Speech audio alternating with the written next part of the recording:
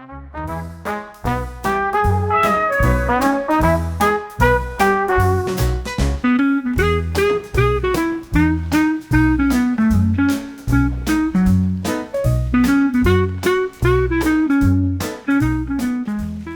hello, it's Guy Peploe at home, and I'm sitting on a family heirloom, which is known as the Rayburn chair. More about that in a moment.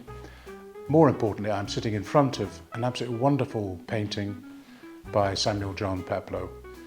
It was painted around about 1923, and I think can be seen as a supreme example of a short period where he produced these sumptuous rose pieces.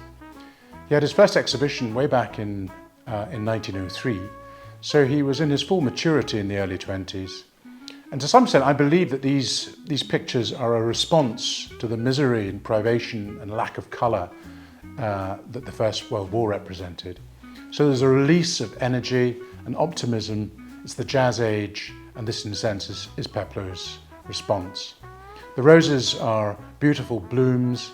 The drape on the back of the chair lends more variety of colour. You have some of his typical elements with the fan, with the apples and the dish. And I do think it's one of the very best examples of this significant period which helped make his reputation.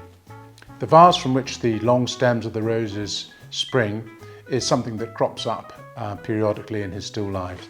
There it is, borrowed from my mother's house. And there's the cover of Peploe by Stanley Kirster, which is the first biography of the artist, and you can see another rose piece, the same vase, posed in the same way. So these are in a sense significant objects.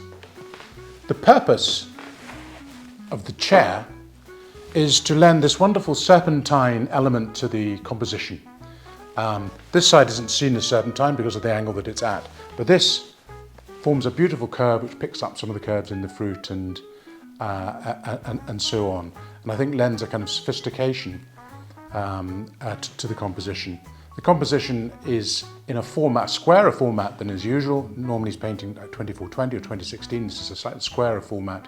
And for me, actually establishes a grandeur to the composition, which with the long stems and the roses and that lovely slight squat pot. It's one of the best examples of a still life that we've had for some time, and I hope you will all have a chance to see it when it's exhibited in the near future.